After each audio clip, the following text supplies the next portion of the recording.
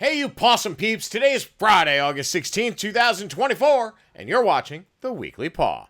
Hi, my name is Sean Patrick Hillman. I'm the editor-in-chief and co-publisher of Pet Lifestyles magazine. According to the National Oceanic and Atmospheric Administration, as well as the Farmer's Almanac, it's going to be one hell of a hot fall season. Apparently, the oppressive heat we've endured for the last couple of months will continue into harvest season in the Northeast. So remember, a lot of the tips that we've discussed over the summer will still hold true for September through October at a minimum.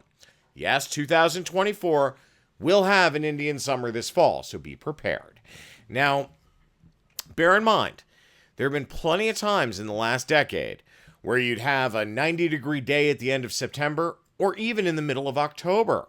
The problem this year, according to the aforementioned sources, is that it looks like it's going to be in the 90s through a lot of September and at least half of October. So a lot of the tips and tricks that you got over the summer, either in the Weekly Paw or on Pet Lifestyles magazine or on any of our social channels, a lot of that was designed to combat paw burns and overheating due to heat exhaustion. In the fall season, it's a little different because you're also getting hit with allergies. So pollen counts do affect dogs more in urban environments, believe it or not, because they're dealing with not only pollen, they're also dealing with soot, they're dealing with, fumes, those kinds of things.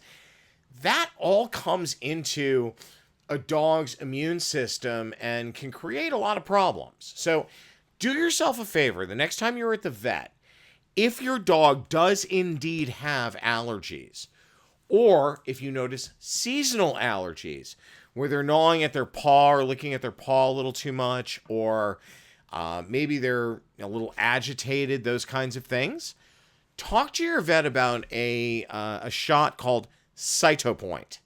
It is a brilliant allergy medication. One shot and you're good to go. I mean, our old dog Snickers, who unfortunately passed away 4 years ago now, almost 5. When she passed away, for half of her life, she had a lot of allergy problems. And I mean, she'd be scratching like crazy during pollen season. And even during the winter, if there was any dust, she would start to get very, very irritated. Once she took Cytopoint, which is an injection done once a month or once a quarter, depending on your animal, by your vet, once she had that, allergies were gone. So trust SP on this one. At least have a conversation with your vet about that. Now, getting back to the heat, again, if it's 90 degrees or higher for a sustained period of time, put your hand on the sidewalk if you live in an urban environment like New York City or LA or Chicago, or even a suburban environment where you're still walking your dog on a sidewalk or a walkway. Put your hand on that walkway. If you can't hold it on the concrete for 5 minutes, your dog's pads have no business being on that concrete. In which case, use mushers or something like that to shield your pet's paw pads from burning on the sidewalk. Now, all of that being said, I've got to show you this photo. Remember that launch event I went to back in June for Lesure pet products? I brought Kylie with me. It was at Bite-A-Wee. Well, Bree still loves her cooling blanket.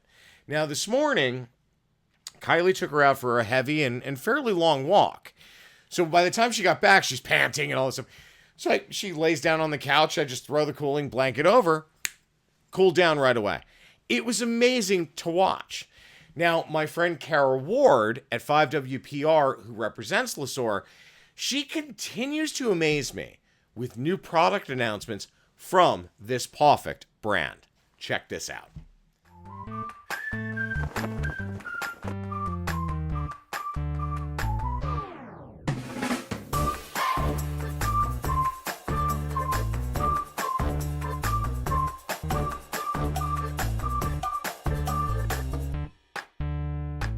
With adorable fruit-themed designs in kiwi, grapefruit, and watermelon, the new additions to the summer collection are perfect for both dogs and cats alike.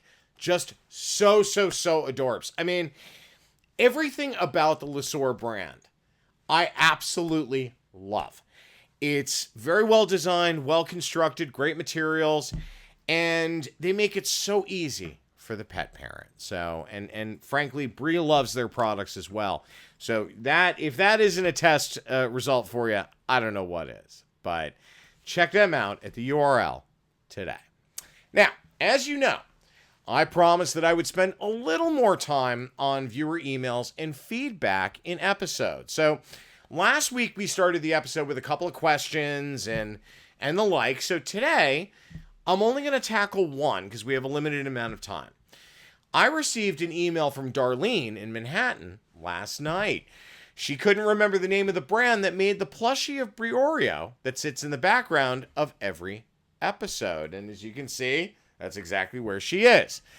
Not to make it easier for you, Darlene, the brand's name is Petsy's. Now, remember, we went through the process with Petsy's, wherein we submitted a lot of photos of Brioreo. We got down into specifics like the back of her ear, which has cow spots on it. The stripe down her head is white, whereas everything else is black.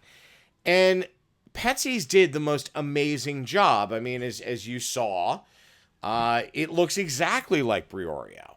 Now, not only did they send that stunning plushie, they also sent this beautiful bobblehead. I mean, again, the white stripe, the spots behind the ear.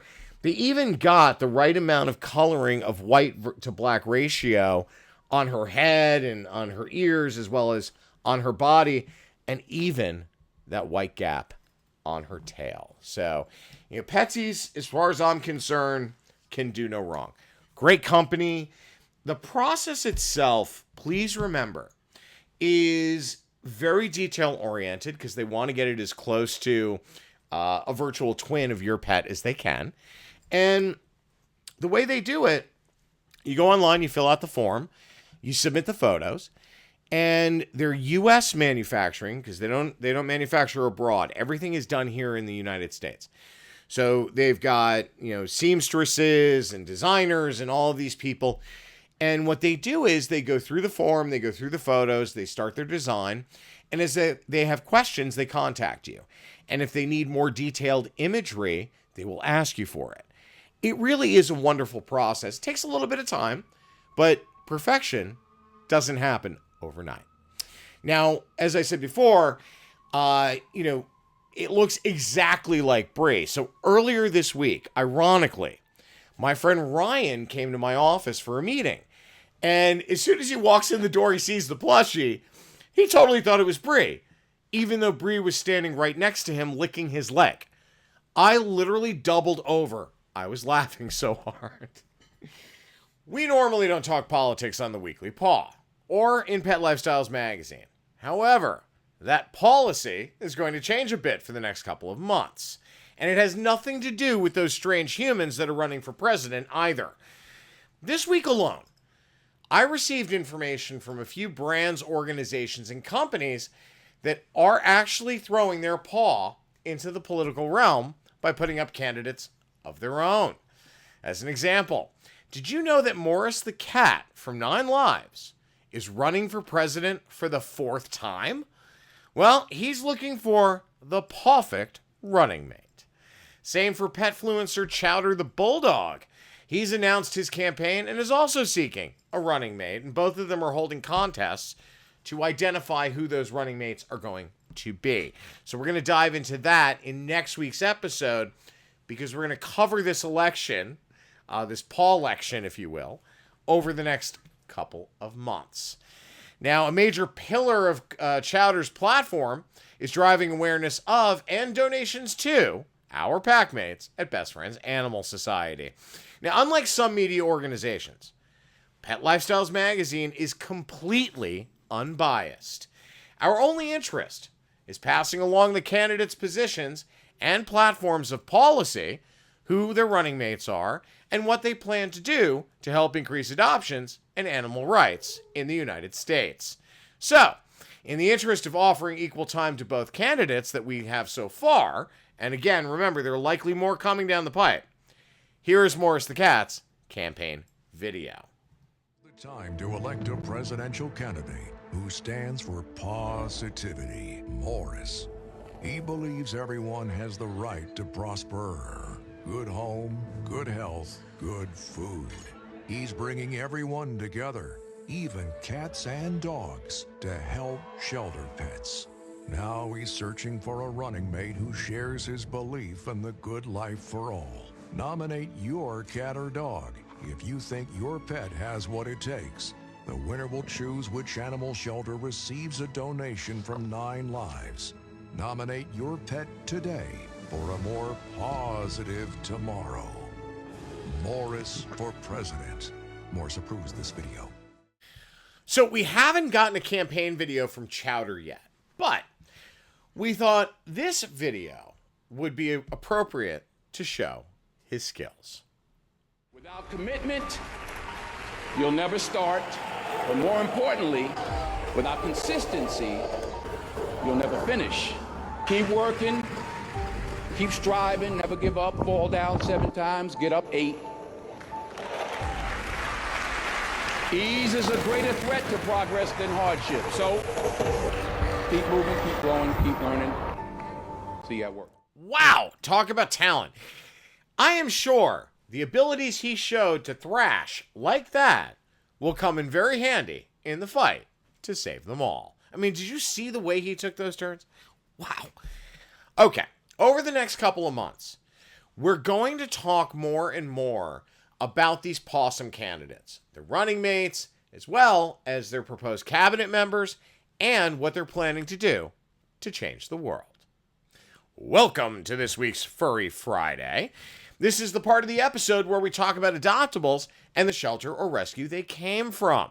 Now, this week, we're going to talk about Gatto Pups and Friends. Now, I'm sure you recognize this guy.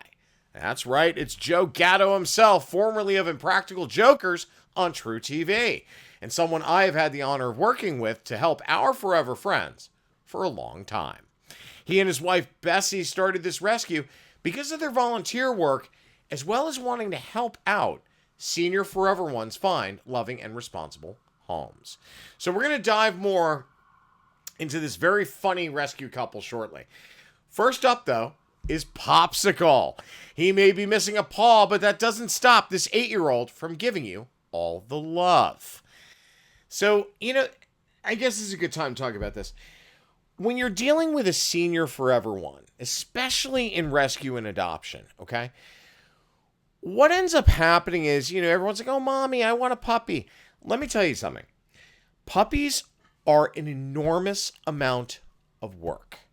Training, the energy, constant walks, pee pad training, then outside training, and, all the other things that go with that. And I'm not advocating to not adopt. Trust me on that one. What I am saying to you is puppies aren't always the solution, okay? And, I'll give you a good example. My parents, my mom and dad, my dad grew up with pugs. Obviously, I grew up with pugs. But about 10 years ago, my mom and dad went through a series of senior adoptables that they took in. And while they did not live that long, because they were very old and they were very fragile in terms of their health, those pugs had the best time of their life at the end. And that was because of my mom and dad. So when you're adopting a senior dog, okay, understand, you don't... Senior dogs tend to require a little less training. They definitely require less energy unless you're dealing with medical issues. And that's a different ball of wax, but that also depends on the type of medical issue you're being confronted with. Now, with a senior pet, often you don't have to train them to go to the bathroom outside. Again, they take up less energy. They sleep a lot more, those kinds of things, just like humans do when they get older. But adopting a senior pet is something that is so critical, because if you can give that forever one a beautiful end to their life, whether it's 6 months, a year, 2 years, 3 years, doesn't matter. If you can give that animal a happy, comfortable, loving life to the end, then you've done your job. And for a senior pet, That's all they want. They want love and they want attention. All right, let's look at the next one. Check out Apple Cider, a 14-year-old good boy. He loves to be held like a baby and loves food. He would do best in a home with children over 14 and would love to meet any first sibling in advance. So, in other words, this is a good time talking about language in these kinds of descriptions. Because remember, when we get into this segment for Furry Friday, often we will pull the description directly from the rescue or the shelter.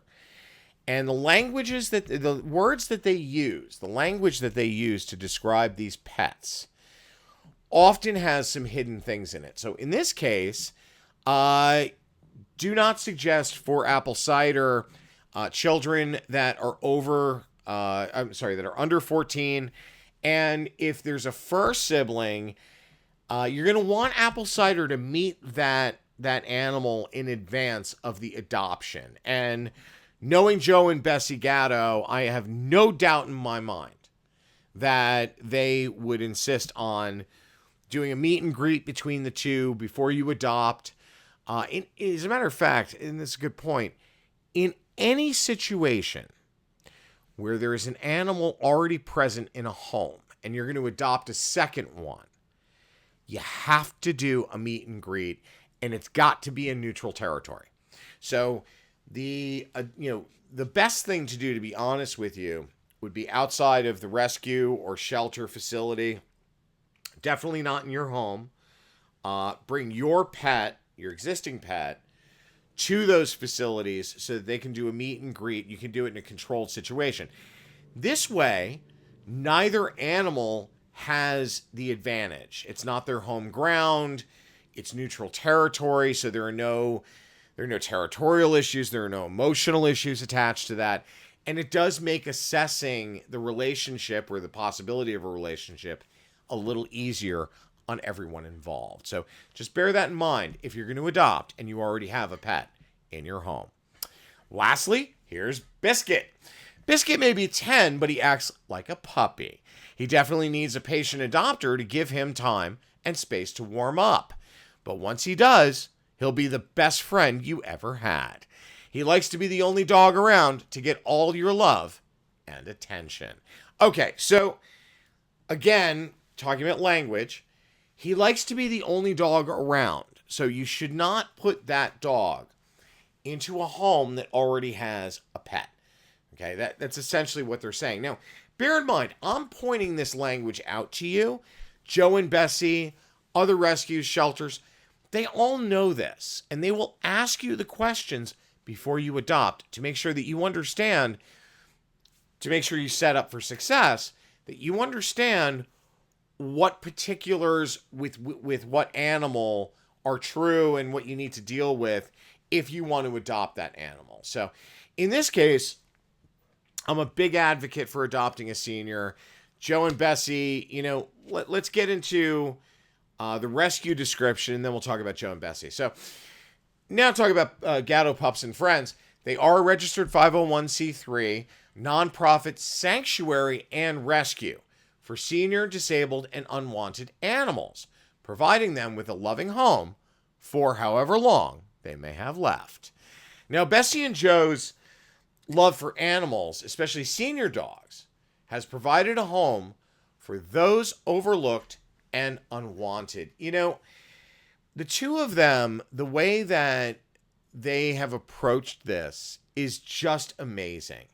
Now, supporters of many rescues and animal sanctuaries, Joe and Bessy, they have dedicated their time and efforts into advocating for those who can't speak up for themselves. Now, I have known these two for a long time. Joe used to do a lot of things for Rock and Rawhide, our animal advocacy, which we closed down during the pandemic. He was doing appearances for us, collaborating on t-shirt designs for fundraising efforts, and helping to MC events. He's one of the kindest, funniest, and most giving people I've ever met. And I have a lot of respect for Joe. Now, Bessy was always willing to lend a paw for our forever ones at these events as well. And she is just the nicest lady, such a sweetheart. the two of them. I have a few things in store for you guys with Joe and Bessy coming up over the next couple of months. So we'll dive into that as news becomes available. All right? Welcome to this week's TGIFurry. This is the part of the episode where we show you a few memes we found throughout the week to hopefully end the episode on a smile or a laugh, and hopefully we've done just that.